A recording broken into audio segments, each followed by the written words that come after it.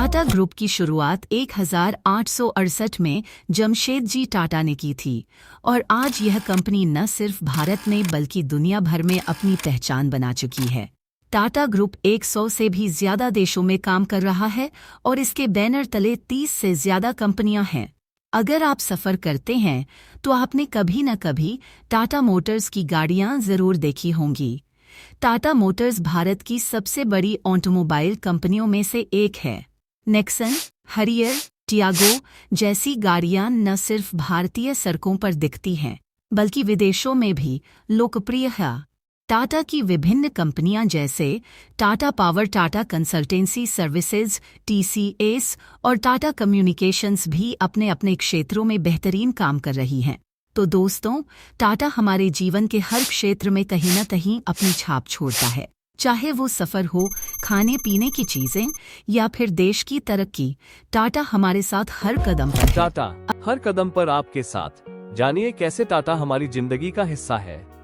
नमस्कार दोस्तों, स्वागत है आपका हमारे चैनल पर। आज हम बात करने वाले हैं उस ब्रांड की जिसने हमारी जिंदगी को कहीं न कहीं प्रभावित किया है। जी हाँ, आज हम बात करेंगे भारत के सबसे भरोसेमंद और प्रतिष्ठित ब्रांड में से एक टाटा। चाहे आप सफर कर रहे हो या घर पर बैठकर चाय की चुस्की ले रहे हो, टाटा का कोई न कोई प्रोडक्ट जरूर आपकी लाइफ का हिस्सा होता है।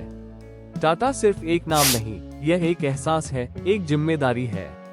आज हम जानेंगे कि टाटा हमारे जीवन के हर क्षेत्र में कैसे शामिल है। चाहे आप कहीं भी हो, कुछ भी कर रहे हो, टाटा के प्रोडक्ट्स और सेवाएं आपके साथ हर कदम पर हैं। आप अपनी जिंदगी का कोई छोटा सा हिस्सा उठाकर देखिए, टेक्नोलॉजी से लेकर घर की रसोई तक कोई ना कोई टाटा का प्रोडक्ट आपकी छोटी सी जिंदगी का हिस्सा डेफिनेटली बना होगा। अगर आप ट्रैवल करते हैं तो टाटा मोटर की बहुत सारी गाड़ियां हैं जो कि आपने शायद यूज की होगी। अगर आप फ्लाइट से ट्रैवल करते हैं तो विस्तारा एयरलाइन और एयर इंडिया भी टाटा की है। अगर आप होटल में रुकते हैं तो ताज होटल जो कि मुंबई में है टाटा ग्रुप का है। जब आप ज्वेलरी पहनते हैं तनिष्क टाटा का है। जब आप चाय पीते हैं तो टाटा टी। जब आप नमक खाते हैं तो टाटा नमक। जब आप कपड़े पहनते हैं तो वेस्ट साइड टाटा ग्रुप की ब्रांड है, जहां आप महिलाओं, पुरुषों और बच्चों के लिए कपड़े खरीद सकते हैं। टाटा क्लिक जो कि ई-कॉमर्स साइट है, टाटा की ही है। अगर हम IT सेक्टर की बात करें तो TCS भी टाटा की एक ब्रांड है। उसके अलावा टाटा की 100+ कंपनी इंडिया और फॉरेन में मौजूद है, जैसे Tata steel, Voltas, Tata chemical, Tata power and many more. Tata group एक ग्लोबल ब्रांड है जिसकी उपस्थिति अमेरिका, यूरोप, अफ्रीका, एशिया और ऑस्ट्रेलिया सहित कई देशों में है। इसके विभिन्न बिजनेस और ब्रांड्स दुनिया भर में लोगों की जिंदगी का हिस्सा बन चुके हैं। आज हम इस वीडियो में सर रतन टाटा के जीवन की कुछ ऐसी बातें बताएंगे शायद जो आपको जाननी चाहिए। सर रतन टाटा का हमारे भारत देश के ट्रिब्यूट के लिए इस वीडियो को लाइक कर दीजिए और सर रतन टाटा के लिए अच्छा सा कमेंट बॉक्स में चिपका दीजिए। वैसे तो हमारे भारत देश के अंदर बहुत से अमीर लोग हैं, जैसे मुकेश अंबानी, लक्ष्मी मित्तल, अजीज प्रेमजी, शिव नाडर, गौतम अडानी। लेकिन भारत देश की जनता को तो एक ही रत्न प्यारा है और वो आप सब लोग जानते ही हैं, द ग्रेट रतन टाटा। लोग सर रतन टाटा को उनकी विनम्रता, नैतिक नेतृत्व और समाज के प्रति समर्पण के कारण प्यार देते हैं। उन्होंने अपने निजी लाभ से ज्यादा देश और समाज की भलाई के लिए काम किया है। उनकी सादगी, उदारता और परोपकार के कारण वे भारतीयों के दिलों में खास जगह रखते हैं। रतन टाटा का जन्म 28 दिसंबर 1937 को मुंबई में हुआ। उनके जीवन में पहली चुनौती तब आई जब उनके माता पिता का तलाक हो गया। बचपन में उन्हें परिवार की कठिनाइयों का सामना करना पड़ा, लेकिन उन्होंने कभी हार नहीं मानी। पढ़ाई में उनकी रुचि थी और उन्होंने कैथेड्रल और जॉन कॉनन स्कूल से शिक्षा प्राप्त की। बाद में उन्होंने कॉर्नेल यूनिवर्सिटी से इंजीनियरिंग की डिग्री हासिल की। टाटा समूह का सफर।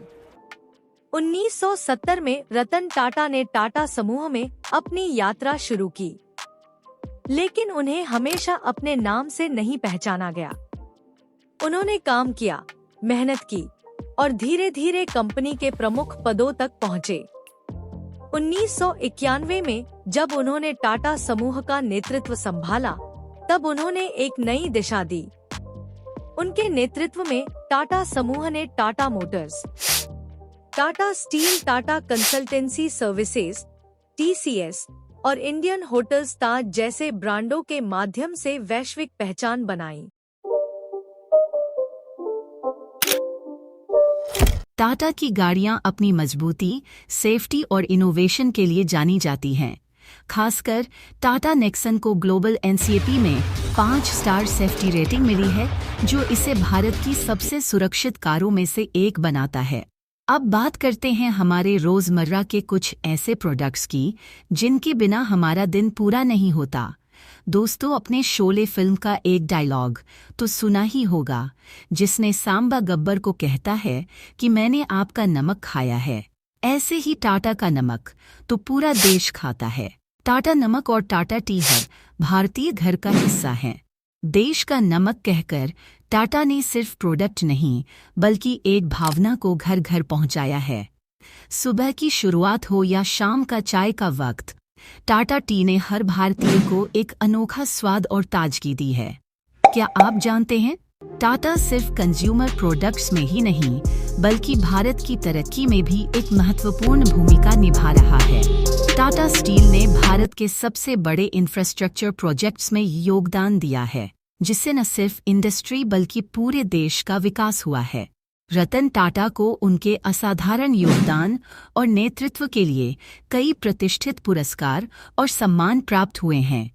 सन 2008 में पद्म विभूषण, जो कि भारत का दूसरा सर्वोच्च नागरिक सम्मान, उन्हें व्यापार और उद्योग के क्षेत्र में उनके योगदान के लिए प्रदान किया गया। सन 2000 में पद्म भूषण, जो कि व्यापार में उनकी उपलब्धियों के लिए भारत सरकार द्वारा दिया गया तीसरा सर्वोच्च नागरिक सम्मान। उसके अलावा इन्हें अंतर्राष्ट्रीय स्तर पर भी बहुत सारे अवार्ड मिले हैं। देश जब आजाद हुआ तो 50 के दशक में यहाँ एम्बेसडर और फिएट जैसी कारें बननी शुरू हुईं। ये सभी विदेशी तकनीक वाली कारें थीं। फिर देश में बहुत सी विदेशी ब्रांड वाली कारें बनना शुरू हुईं। ऐसे में रतन टाटा ने जब 90 के दशक में फैसला किया अब उनकी कंपनी विशुद्ध स्वदेशी तकनीक से भारत की अपनी कार बनाएगी, तो लोगों ने इस पर विश्वास नहीं किया। खुद टाटा ग्रुप में इस पर एक राय नहीं थी। रतन टाटा डटे रहे। उन्होंने इंडिका के तौर पर देश की पहली स्वदेशी कार बनाकर दिखा दी, जो हिट साबित हुई। अब तो टाटा की कारें और SUV विदेशी ब्रांड्स पर भारी पड़ते हुए देश में झंडा गाड़ रही हैं। इंडिका का नाम इंडिया एंड कार से लेकर बनाया गया था। 1999 में रतन टाटा टाटा मोटर्स का पैसेंजर कार डिवीजन, जिसमें टाटा इंडिका शामिल थी, फोर्ड को बेचने वाले थे। फोर्ड के चेयरमैन बिल फोर्ड ने इस मुलाकात में रतन टाटा का अपमान करते हुए कहा,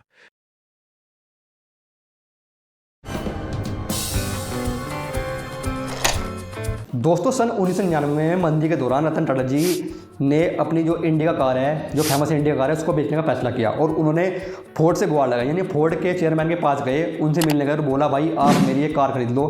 क्योंकि उस समय जो रतन टाटा जी की जो कंपनी टाटा थी वो डाउनफॉल में चली थी, यानी वो मंदी के दौरान चल रही थी। तो उन्होंने उससे बोला कि भाई आप मेरी कार खरीद लो। इस पर जो चेयरमैन थे वहाँ के फोर्ड के, तो उन्होंने बोला, उनकी बेइज्जती करते हुए बोला कि भाई आप, अगर मैंने आपकी ये कंपनी खरीद ली तो समझ लेना कि मैं आप पे बहुत बड़ा एहसान कर रहा हूँ, क्योंकि आपको कार बनाना नहीं आता। जब आपको इस व्यापार का पता नहीं है, आपको कार बनाने की नॉलेज ही नहीं है, तो आप क्यों इस व्यापार में डूब रहे हो? क्यों इस व्यापार में आप कोशिश कर रहे हो? क्योंकि आप इसमें डूब गए हो। तो क्यों इस व्यापार में क्यों आप पैसा लगा रहे हो जब आपको नॉलेज ही नहीं है? आप मूर्ख हो। तो उन्होंने उसकी बेइज्जती की। तो इस पर रतन टाटा जी को ये बहुत बुरा लगा, लेकिन एक शब्द नहीं बोले। वापस इंडिया आए और अपनी कंपनी में और मेहनत की और बहुत हार्ड वर्क किया और उसका जो उन्हें रिजल्ट मिला वो 2008 में मिला। सन 2008 में क्या हुआ कि उन्होंने उसी फोर्ड कंपनी की दो फेमस कार, जिसका नाम है लैंड रोवर और जगुआर, को खरीदा, जो कि $2.3 बिलियन में खरीदी थी। और ये बात जो कि वहाँ के चेयरमैन थे, फोर्ड के चेयरमैन, वो बोले, भाई आपने मेरी कार खरीदी, आपने मेरा बहुत बड़ा एहसान किया। उन्होंने सेम वर्ड दोबारा वापस किए थे और बोला था, माफ़ी मांगी थी कि मैंने आपसे ये पहले शब्द बोले थे, मैंने मेरी गलती माफ़ करें और आप मेरी ये कार खरीद कर मेरे पर एहसान कर रहे हैं। तो दोस्त, ऐसे रतन टाटा जी। It's not a game, it's a rich thing. दोस्तों, भारत के अंदर जो एक्सीडेंट होते हैं वो आवारा कुत्ते की वजह से बहुत होते हैं। कैसे रतन टाटा जी की मुलाकात उनके सबसे करीबी मित्र शांतनु नायडू से हुई, इसका भी एक दिलचस्प किस्सा है। शांतनु नायडू की रतन टाटा से मुलाकात और फिर दोस्ती की वहज पशु व जानवर प्रेम के कारण हुई। दोनों की मुलाकात साल 2014 में हुई थी। नायडू एक्सीडेंट से आवारा कुत्तों को बचाने के लिए उनके गले में रिफ्लेक्टिव कॉलर बनाते हैं और फिर आवारा कुत्तों के गले में लगा देते थे, जिससे ड्राइवर को यह रिफ्लेक्टिव कॉलर अंधेरे में भी दिख जाता था और वह वाहन को रोक देता था, जिससे एक्सीडेंट होना कुछ फीसदी कम हो जाता था। इस आइडिया ने रतन टाटा को काफी प्रभावित किया था, जिसके बाद से ही रतन टाटा की शांतनु से मुलाकात हुई और शांतनु के असिस्टेंट बनने के बाद ये दोनों एक गहरे मित्र बन गए। आपने शांतनु को अक्सर रतन टाटा जी के साथ देखा होगा, जो कि उनके सबसे करीबी मित्र माने जाते हैं। रतन टाटा जी ने भारत देश के हित के लिए इतने अच्छे काम किए हैं जो कि सभी को बताना पॉसिबल ही नहीं है। ताज होटल पर हमले के बाद जो रतन टाटा ने किया वह सिर्फ वही कर सकते थे। हमले के 20 दिन के भीतर ही उन्होंने एक ट्रस्ट बनाया। इस ट्रस्ट ने इसी 20 दिनों में हमले में मारे गए हर कर्मचारी के परिवार को 36 लाख से लेकर 85 लाख रुपए तक का मुआवजा दिया।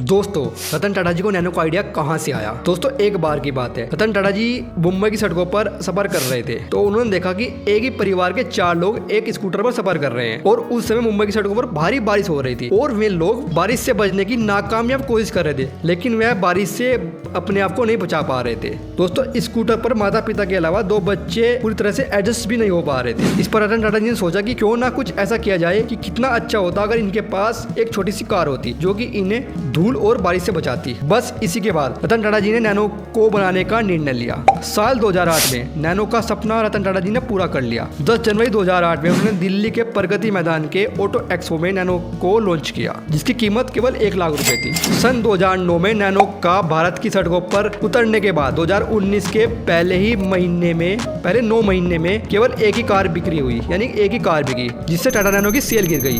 दोस्तों, टाटा नैनो की सेल गिरने का कारण ये भी था कि लोग कार को एक स्टेटस के तौर पर लेते हैं, यानी एक लाइफ स्टाइल के तौर पर लेते हैं। वे सोचते थे कि नैनो तो एक डिब्बा है, माचिस का डिब्बा है। कुछ लोग उसको माचिस का डिब्बा बोलते थे, लेकिन कुछ लोग बोलते थे कि भाई ये तो एक माचिस का बॉक्स है। तो लोगों को लगा कि अगर वे इसे खरीदेंगे तो उनका स्टेटस डाउन हो जाएगा, यानी उनका लाइफ स्टाइल डाउन हो जाएगा, तो इसीलिए इसकी बिक्री डाउन होने लगी। दोस्तों, कुछ खबरें तो ऐसी भी आई कि टाटा नैनो में आग लगने की खबर भी आई है कि टाटा नैनो में आग लग गई है। तो कुछ इस तरह के कारण ऐसे आए कि टाटा नैनो की जो सेल है 2019 में बंद कर दी गई, क्योंकि टाटा नैनो की 2019 में कोई भी कार बिक्री नहीं हुई। तो दोस्तों, ये थी टाटा नैनो के पीछे की एक खबर। दोस्तों, रतन टाटा जी ने इंडिया के लिए बहुत कुछ किया है, बहुत आविष्कार किए, बहुत खोज की है। उनका सपना यह था कि जो उन्होंने ठाना वो पूरा ही किया है।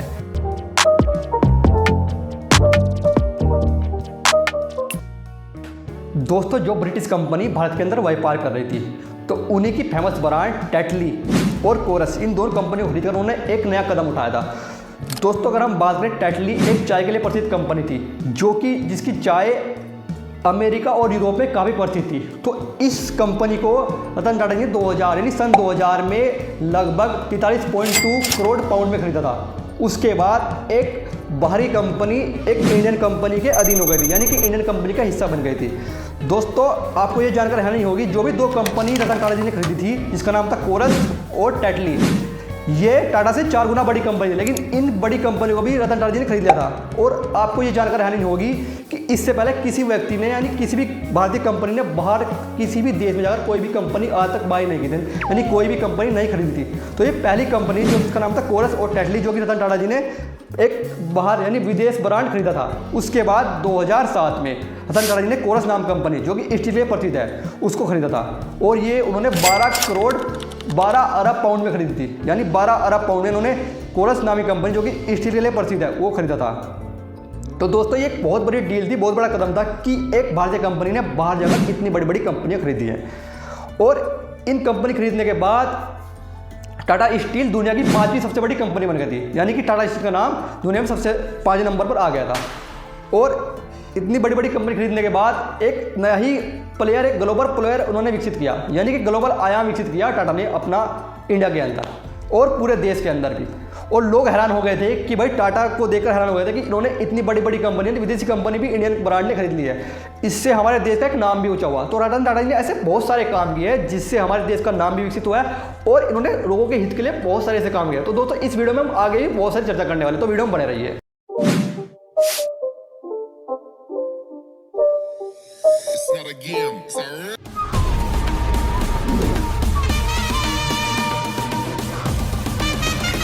IPL इंडियन प्रीमियर लीग में 2022 से टाटा समूह ने मुख्य प्रायोजक स्पॉन्सर के रूप में कदम रखा जब उसने चीनी मोबाइल कंपनी वीवो को रिप्लेस किया।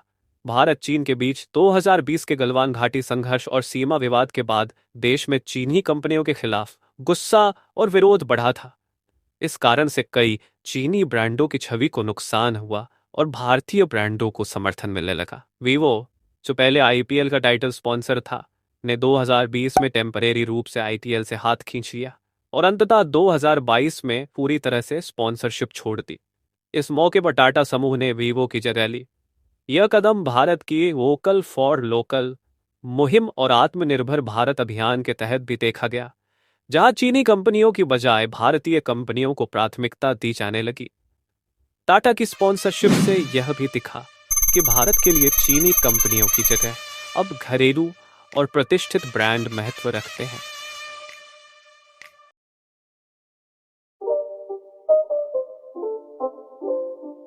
दोस्तों, एक बार का दिलचस्प किस्सा और मैं आपको बताता हूं। एक बार उनकी कंपनी के वर्कर स्ट्राइक पर बैठ गए थे। सभी सैलरी बढ़ाने की जिद पर अड़े हुए थे। उस समय रतन टाटा जी कंपनी के किसी भी पद पर कार्यरत नहीं थे। तब भी जब रतन टाटा जी को इसके बारे में पता लगा तो रतन टाटा जी भी उनके साथ स्ट्राइक पर जाकर जमीन पर बैठ गए और अपनी कंपनी के खिलाफ ही उन लोगों के साथ स्ट्राइक करने लग गए। रतन टाटा जी ने उन्हीं लोगों के साथ जमीन पर बैठकर खाना खाया। जब कंपनी के वर्कर ने ये देखा कि इतना बड़ा आदमी भी उनके साथ बैठकर जमीन पर खाना खा रहा है, तो ये देखकर सभी वर्कर ये भूल गए कि वे स्ट्राइक पर बैठे हैं और उन्होंने बिना वेतन बढ़े हुए ही स्ट्राइक कैंसिल कर दी। ऐसे हैं हमारे वन ओनली वन रत्न, दैट इज रतन टाटा। रतन टाटा और अमेरिका में रहने वाली लड़की सिमी ग्रेवाल के बीच भी एक रोमांटिक रिश्ता था। दोनों ने एक दूसरे के साथ काफी लंबा वक्त गुजारा था और शादी भी करना चाहते थे, लेकिन किस्मत ने साथ नहीं दिया। अचानक इंडिया में उनकी दादी की तबीयत खराब हो गई और उन्हें इंडिया लौटना पड़ा। उन्हें लगा था कि उनकी प्रेमिका भी भारत उनके साथ आएगी, लेकिन ऐसा नहीं हुआ। उन्होंने अपनी दादी की बीमारी के कारण उस रिश्ते को खत्म करने का फैसला किया। उन्होंने अपने परिवार की देखभाल को प्राथमिकता दी और कभी शादी नहीं की।